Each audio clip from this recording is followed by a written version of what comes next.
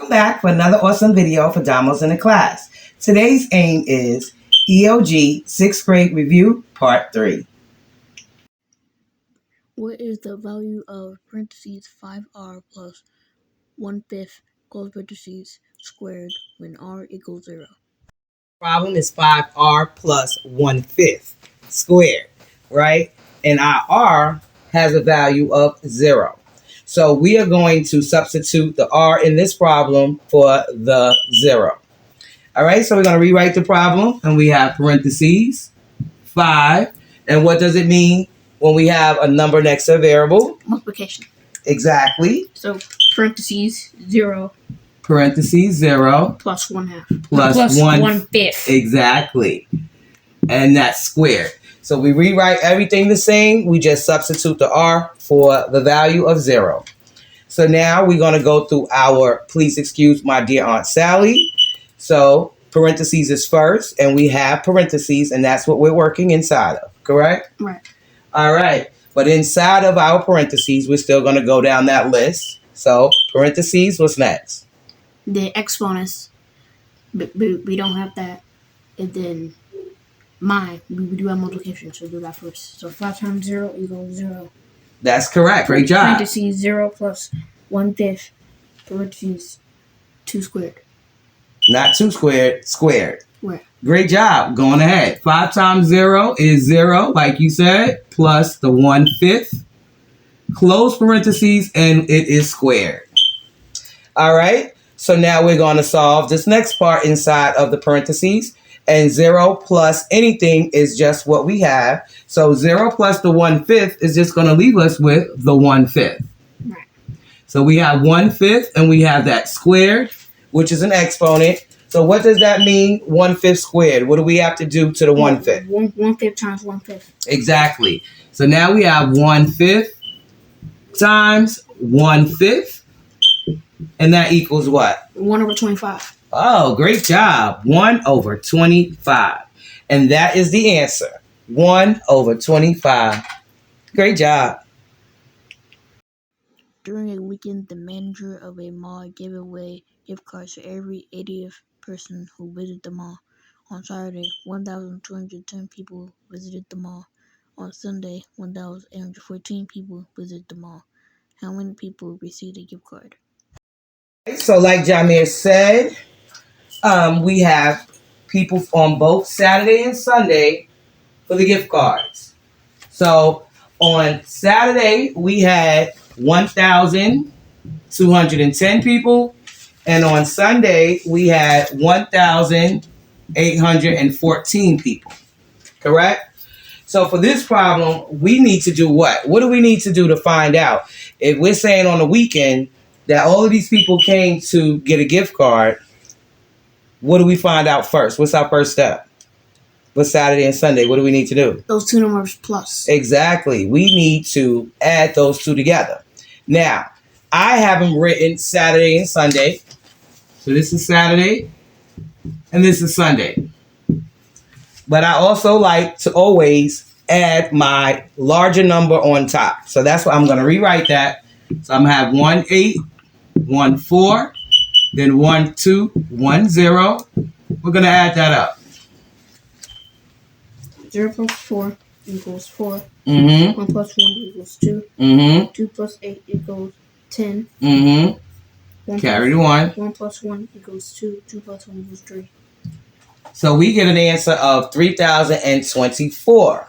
So the problem wants us to find out how many people will receive gift cards, and they are giving them out to every 80th person.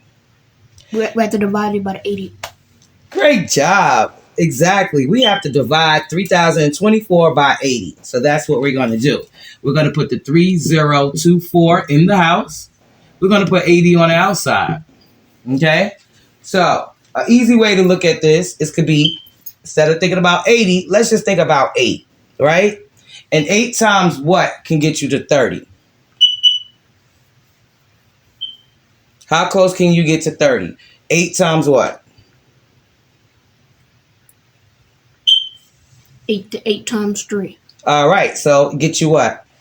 So 8 times 3 equals 24. Exactly. So we're going to go with that because 8 times 3 gets you 24. We add a 0. That's 240. 240 is going to be as close as we can get to 302. So we're going to put our 3 over top of our 2. We're going to do the multiplication. 8 times 3 we said is what? 24. Plus a 0 is 240. So now we put the 240 right underneath the 302 and we're going to do our subtraction. Right. So we get a 2. Mm-hmm. And at the bottom of 3, make that a 2. Mm-hmm. We get 6. Mm-hmm. And bring down the 4. And bring down that 4. So now we have 624. But again, we could just look at that 8, right? So now 8 times what can get us close to 62? 8 times 8. 8 times 8 is how much?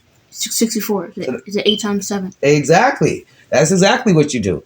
You see how close you can get to it? If it's too big, you go down 1. 8 times 7 equals 56. Exactly. But now it's going to be 560. So we're going to put the 7 here. 8 times 7 is 56, like he said. Add our 0, 560. We're going to do the subtraction. All right, so we get 4. Mm-hmm. Okay, we're at the bottom of 6. Make that a 5. Get 6. All right. So now we get 6. So I'm just going to add a decimal here and add a 0. And we're going to bring that down. Now, if you put a decimal here underneath the house, you need to put one on top of the house. Right. And if we bring that down, we get 640. Right. And right? 8 groups. That's exactly 8 groups because 8 times 8 equals 64. And 64, we add a 0, is 640. So now, great job. We get an answer of 37.8, right? And the question says, how many people, right, will receive a gift card? So how many people, John Mayer, is going to receive a gift card? 37.8. 0.8 is a person? 37. Exactly. We only could give out 37 gift cards because 0.8 isn't a whole person. So the answer is going to be 37. Great job. Jenny brought gas for her car. Gas costs $3.45 per gallon. Jenny brought 12.2 gallons. What was the total cost for Jenny's gas? Express the answer as dollars and cents. Our third problem, like it says, Jenny brought the 12.2 gallons of gas, and it cost $2.45. Excuse me, $3.45 a gallon. That's some expensive gas. All right, so what do we need to do here? Because it says per gallon. We have to multiply. Great job. Right, because per means multiply. Per means multiply. So we're going to put our 12.2. And so when it comes to lining up your decimals, if it's not addition and subtraction, they don't need to line up. So when I have another 3 set of numbers, I just write in the numbers 3, 4, 5, and then put my decimal. All right. And then we're going to multiply. So 5 times 2. Right. All right, so 5 times 2 is 10. 0, carry the 1. 5 times 2, right, equals 10, 11. 1, carry the 1. 5 times 1 equals 5, it gives 6. 6. All right. We cross out the numbers that we put on top, and we put a 0 in our next row for a placeholder. 4 times 2 equals 8. All right. 4 times 2 equals 8. All right. 4 times 1 equals 4. All right. 0 plus 0. Now we put 2 more zeros for our next row. Can't forget that. And then we start our multiplication. 3 times 2 equals 6. 3 times 2 equals 6. And 3 times 1 equals 3. All right. So now we add all of that up. So we have a row of zeros is just a 0. 1 plus 8 equals 9. And 6 plus 8 equals 14. And 14 plus 6? 20. All right, so we get a 0. Carry the 2. 2 plus 4 equals 6. 6 plus 6 equals 12. 2. Carry the 1. 1 plus 3 equals 4. All right, so now we need to count our numbers behind the decimal. So in our 12.2, we have one number here, right? Yeah. And then we have behind our 3, we have 2 numbers, right? So we count them all together. 1, 2, and 3. That's how many numbers need to be behind our decimal. So 1, 2, 3, we put our decimal right here, right? And being that this is money, this equates to $42.09. That's how much Jenny paid for 12.2 gallons of gas at a price of $3.45 per gallon. Great job. What is the value of 1,608 divided by 10 cubed? All right, so problem number 4, we have 1,608 divided by 10 to the third. So the first thing we're going to do in all problems is our order of operations, right? So that's please excuse my dear Aunt Sally. So do we have any parentheses? No, but we do have exponents. Exactly, we have exponents. So we're going to solve for that first so we can know what this amount is. So 10 to the third means 10 times 10 times 10. So an easy way of doing that is going to be 1 times 1 is how much? 1. Times 1. We get 10. Wait, 10 times 10 equals 100. You're doing it the hard way. I'm trying to do it the easy way. So I'm going to just multiply the ones and our tens. So 1 times 1 is how much? 1. And then 1 times 1 is how much? 1. So we keep our 1, right? Yeah. And how many zeros do we have? 3. 1, 2, and 3. And that's how much 10 times 3 is. We're trying to do this the easy way so you can see doing the mental math, okay? And it's another way you could have just looked at it. It's 10 to the third means we have a 1 with 3 zeros. That's exactly what it means. 1 with 3 zeros, okay? So now we have 1,608 divided by our 1,000, right? So, again, using mental math. The easiest way to do this, which that's what I'm going to show you first. I'm going to show you the easiest way, okay? So the easiest way is we're just going to look at our, oh, I'm sorry, I put a 3. I meant to put an 8. I'm sorry. So we're going to take this number here, 1,608. That is a whole number, right? 1,608. All whole numbers have a decimal at the back of the whole number. We don't show it because it's a whole number. There isn't anything over it. It's not 1,600.2, 0.3, and so on. It's a whole 1,608. So we don't show the decimal. However, there is a decimal. Behind all whole numbers, there's a decimal. Behind this 1,000, there's a decimal. Because it's exactly 1,000. This is exactly 1,608. So we're about to divide by 1,000. The easiest way to do that is without having to put anything in the house and do the long work, which we can do that, but that's going to take time, right? It's easier to just take this decimal and move it to the left. When we move to the left, we're dividing. If we move our decimal to the right, we're multiplying. So just like on a number line, when you go to the left, it goes down smaller, right? Dividing is making stuff smaller. When you multiply, you make things larger. So going to the right, the numbers go up higher. So does when you move the decimal. It increases the value. So we're just going to take our decimal from here at the back of the 8, and we're going to move it 3 times. 1, 2, 3. Now we have 1.608, and that is what our answer is. 1 and 608 thousandths. All right? Great job. Steve has 2 1/2 cups of flour. One of his recipes require 1/8 cups of flour. What is the maximum number of times Steve can complete the recipe? So problem number 5, like we said, Steve has 2 1/2 cups of flour, and he needs to make the recipe that requires for 1/8 cup. So when we want to do that, if he wants to make the recipe, what does he need to do with the 2 1/2 cups of flour?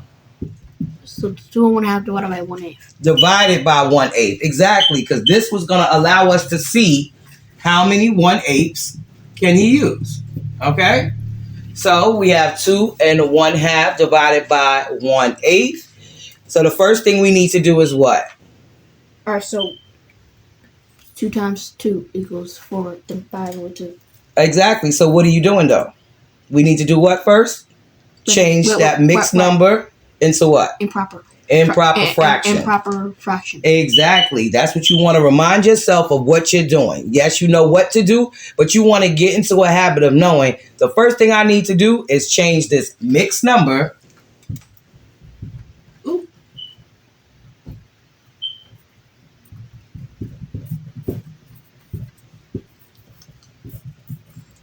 We got a mixed number right here, a whole number and a fraction.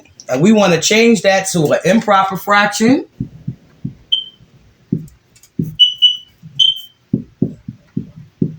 And you want to be comfortable with understanding that that's exactly what you did. So you did 2 times 2 plus 1 was 5 over 2, because we keep our denominator. That's the improper fraction. And that is still going to be divided by the 1/8. That's our first step. Then what we're going to do? 5 over 2 times 8 over 1. Exactly. We're going to do what we call the reciprocal. Right? And that means we're going to flip the fraction. Right? Ooh, I can't spell or write. I apologize. All right? So we're going to flip it, right? So like you said, it's going to be 5 over 2 times 8 over 1. Okay? So now what are we going to do? We always do what? The cross. We always throw the cross, which means we look diagonally to see, can we factor or divide by a common factor to make these numbers smaller? So 8 and 2 shares what?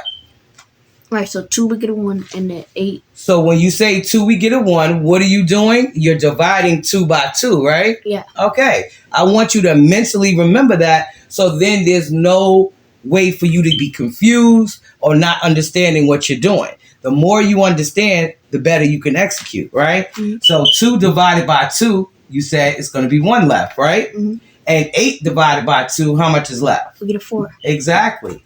So 5 and 1, there's nothing we can do with that. So now we just multiply straight across. What's 5 times 4? 8 times 4 equals 20. And we get 20. Right. 20 over 1 equals 20. Equals 20.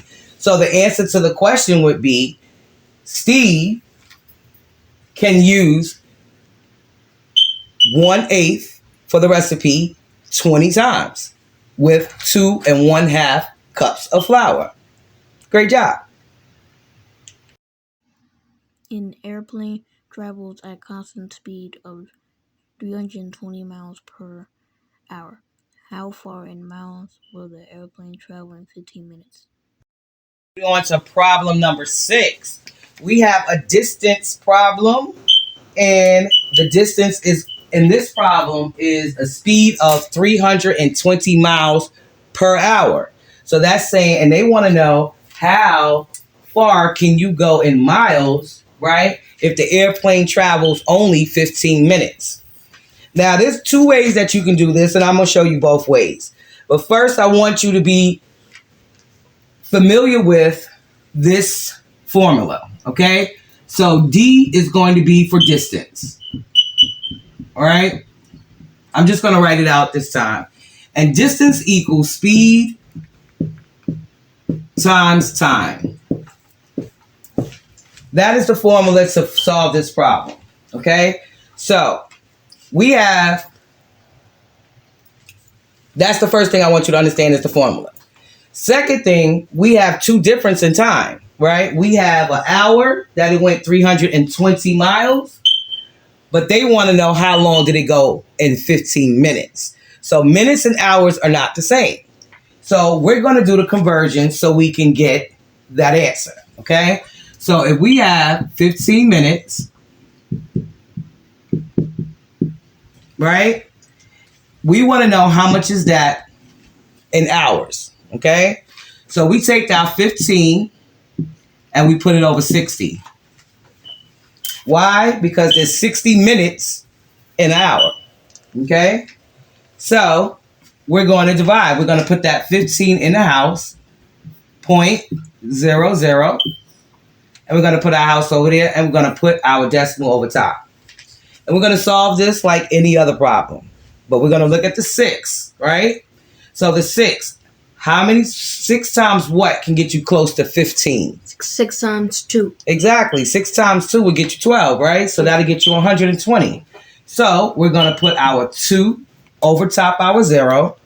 We're going to do our 12 and add our 0. And then we're going to subtract. So this column here, we get a 0. 5 take away 2 is how much? We get a 3. We get a 3. And we bring down our last 0. Right? Yeah. So now the same thing. We got a 6. How close can we get to 30? 6 times 5. Exactly. We get a 5. And that gets you 30. And because we have a 0 here, we add our 0. And that gives us our even 300. So now we get a 0.25. That 0.25 represents an hour. So it's technically a quarter of an hour. Right? 0.25 of an hour.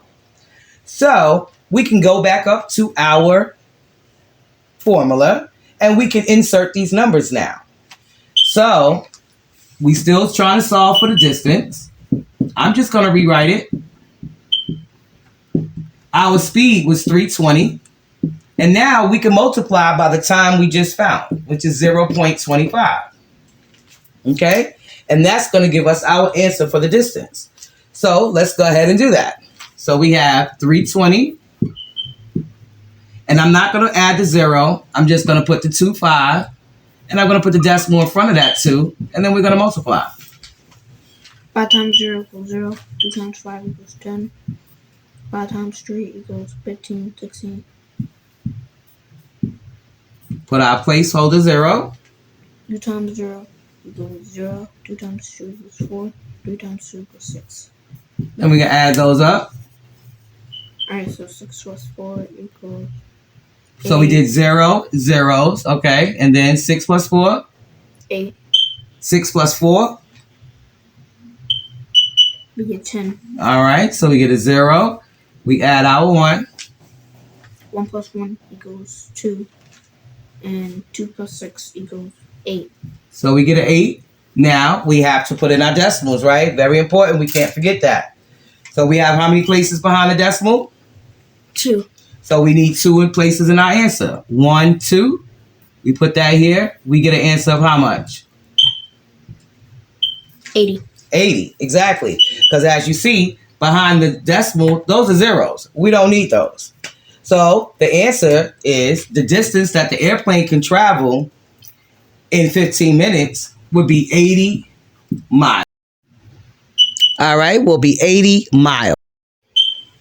All right, so that's our first way.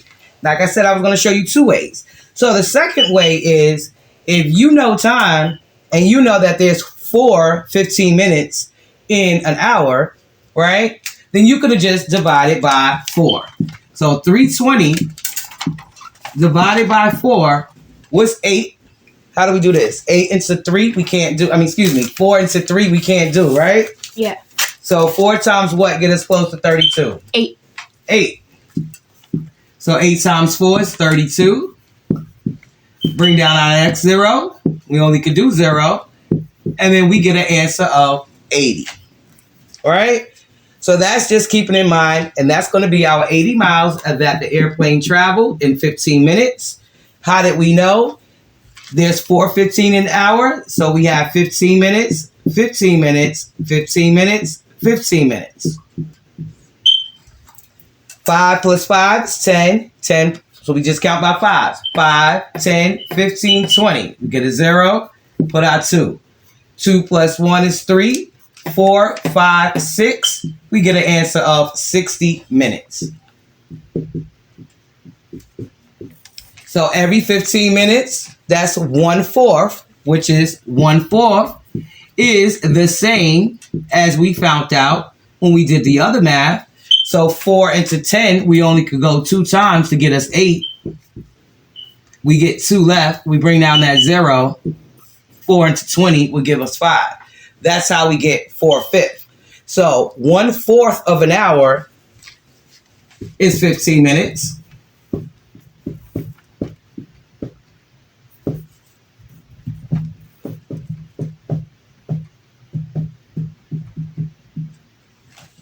One-fourth of an hour is 15 minutes, or as we found out before, 15 minutes. I'm sorry, I cannot write today.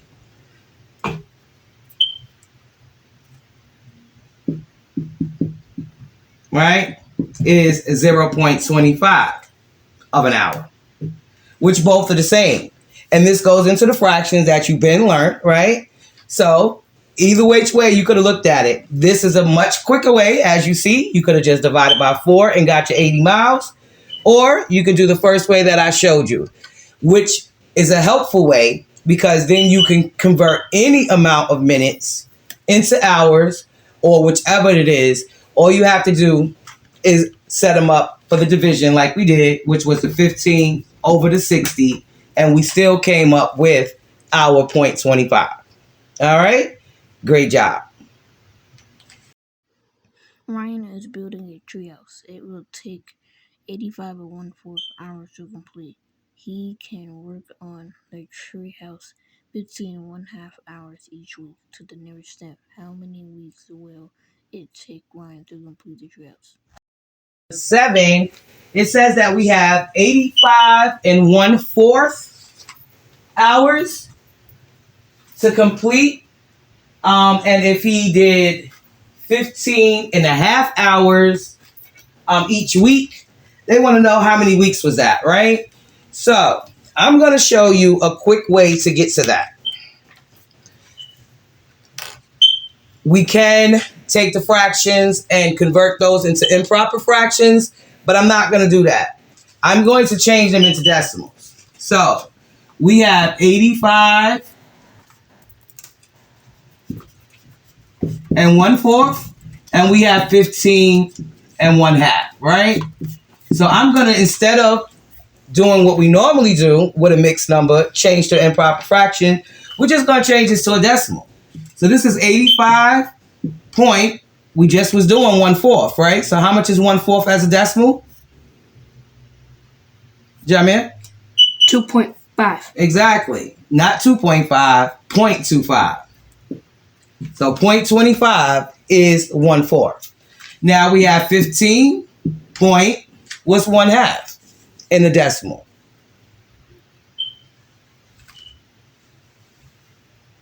So those are things that you want to start learning by heart. So let's do the 1/4. We're going to put the 1 in the decimal here like we just did, right? We get the 2 for the 8. We subtract. We get a 2. We bring down the 0. We have 20. 4 into 20, we get 5, right? That's how we get 0.25 for 1/4. Now let's look at the 1/2. We put the 1, 0.00. We put our 0 on top. 2 into 10 is how much? Well, 2 into 10. 2 times what? Get you 10. 5. Okay, so there's our answer. We only needed 1 0 for this. Actually, we didn't need to. So we get this. Once it evens out, that's it. So a 0.5 is how we show 1/2. Okay, something that you want to remember. It's never going to change, and it's always going to be deemed that you know it already. Okay, so with knowing that, we have 85.25 and we have 15.5, right? So I'm going to show you a formula to get it. So we have weeks equal, because that's what we're solving for. So then we have the total time divided by the hours per week.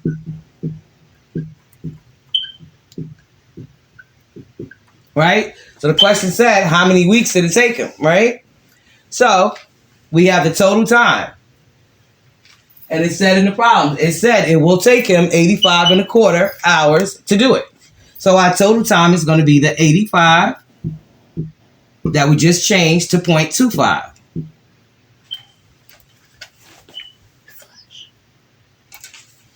All right.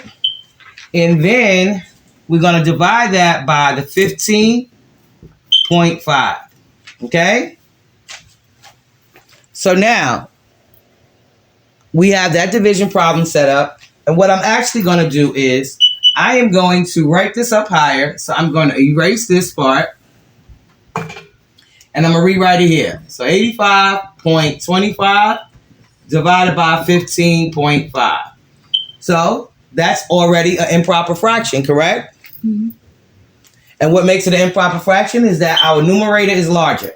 So we have to put this in the house. 85.25. Now, do you remember when dividing decimals? When you're dividing decimals on the outside of the... We have to move them. Yeah, we got to move that decimal. Great job. So we have a 15.5. We can't divide like that. So we have to move this one time to make it a whole number. So now that becomes 155. But what we do on the outside, we have to do on the inside. So we need to move this one time, put our decimal up there. Okay?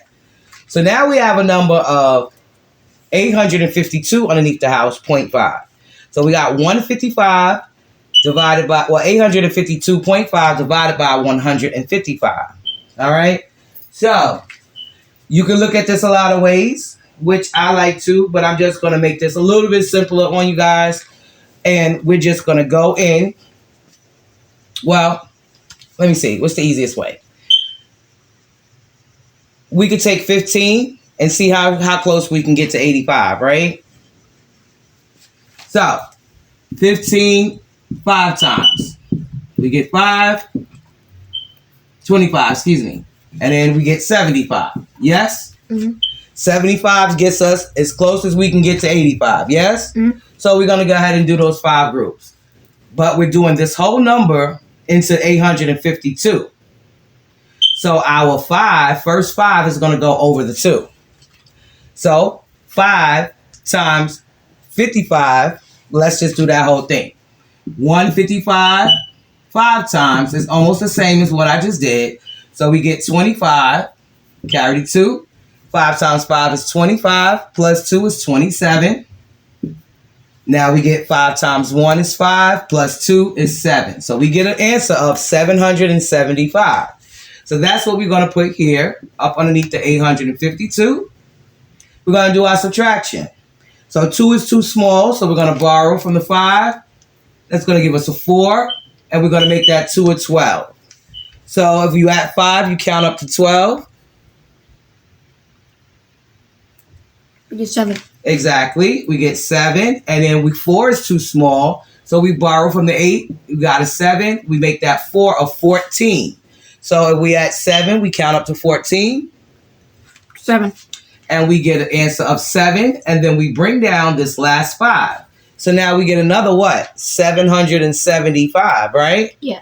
So we just got that when we did 5 times, right? So we already know that it'll take 5 groups to get there. Yes? Yeah. And 5 times 155, like we just said, is the 775, leaving none left. So our answer is going to be 5.5 weeks, approximately, that it will take Ryan to build this treehouse. Great job.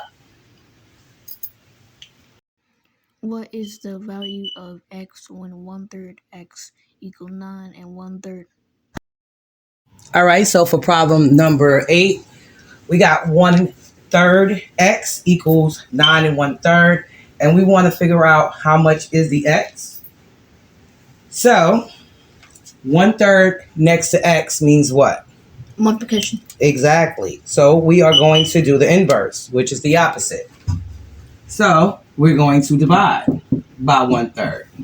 Right. 1/3 of 1/3 So then if we divide on that side, these cross out, and we get the x by itself like we want.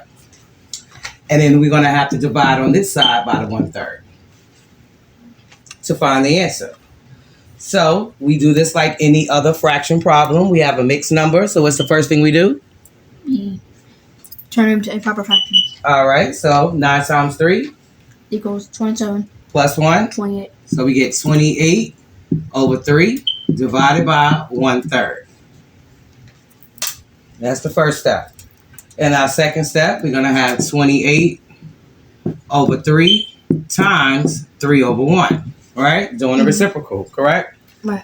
All right. So we throw it across. The during the degrees, we get 1. Exactly. So we're dividing by 3 each time. 3 divided by 3, we get 1. 3 divided by 3, we get 1. Now we just multiply straight across. 28 times 1 equals 28. So we get 28. 1 times 1 is 1. Equals 28. Equals 28. Great job. So the answer to how much our value of x equals 28. Great job. Jenny has finished 12 of the 20 lessons in her piano book. Liam has finished the same percent of lessons from his piano book. His book contains 30 lessons. How many lessons has Liam finished? Right, so for problem number 9, Jenny had finished the 12 out of 20 of her lessons, right? And Liam, we don't know how many he finished. We do know he had a total of 30 lessons, but he did it at the same rate or percent as Jenny. So the first thing we need to do is find out what Jenny's percent is. So we're going to use the part over whole, right? Jenny had 12 out of 20. So the first thing we need to do is figure out what is her percent. We're going to just put that 12 in the house with a decimal behind it, 2 zeros, because percent means we always going to need 2 zeros. So 2 times what gets you 12?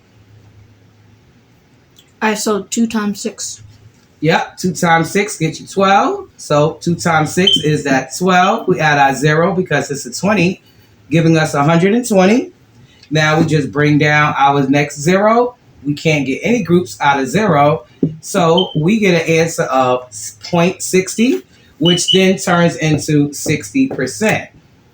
That is the percent rate that Jenny finishes her lessons. So we're going to use that information to solve for Liam. So we know using the same part over whole equals percent over 100. That's the formula that we're going to use for Liam. And we know we don't know his part. That's what we're solving for, but we do know his whole. So we're going to rewrite our formula with his 30 is his whole. We're going to leave our P because we don't know. We just found out that 60 was the percent, and that is always over 100. So now that we have that set up, we're just going to cross multiply. All right? 100 times P equals 100P. Exactly. 100 times P is 100P equals. So we could just do this easy. 6 times 3 is what? 18, then add 2 zeros. Exactly. Great job. So we get 1,800. Right. So again, like we did the problem earlier, because now we're going to have to get P by itself. So we're going to divide both sides by the 100 because this is multiplication. So we do the inverse, which is the opposite. All right. So dividing by 100 both sides, we get rid of, and we have the P isolated by itself, right? And so in order to do the 1,800 divided by 100, didn't we just do last time, right? We have the 1,800. And then like we said, there's a decimal here at the end, right? Yeah. So what do we need to do? How many zeros do we have? 2. So we just need to move it 2 times to the left for division. And that gives us an answer of how much? 18. 18 is the answer. So 18 piano lessons Liam has completed. Great job. Sam is using the expression m over 8n in class. What is the value of the expression when m equals 4 and n equals 1/2? All right, so for our final problem today, we have m over 8n, and when m is 4 and n is 1/2. So for this problem, we need to substitute the value of m and n into our equation. So then that means we have 4 over 8. And what does the number means next to a variable? Multiplication. That's correct. So then we're going to have a parentheses, 1/2, close parentheses. So that's the problem that we're going to solve. All right, so we're going to do the bottom part of the problem first, which is the denominator. So I'm just going to rewrite that. It's 8 over 1 times 1 over 2. And what's the first thing that we do? Write the cross. We throw the cross. Throw the cross. Exactly. So what does that mean again? That means we're dividing by our greatest common factor. Right. And what is that? What are we dividing by here? Right. So 2 divided by 2, we get 1. 2 divided by 2, we get 1. And 8. Divided by 2, we get 4. That's correct. So now we just do the multiplication going across. 4 times 1 equals 4. 1 times 1 equals 1. That equals 4. Great job. So 4 times 1 is 4. 1 times 1 is 1. And that gives us 4 over 1, which gives us an answer of 4 as our denominator. But we're not done, so now we're going to go in and substitute our answer that we just made from 8 times 1.5. We're going to put that back in the equation. So we still have our 4 over 4 now. And so what's 4 divided by 4? 1. Equals 1. Great job. So the answer to this problem is 1. All right? Great job. All right, so that concludes the end of our video. I do hope that you got something out of it. And always remember, it's not what you don't know, but what you're willing to learn. Until the next time, catch you there.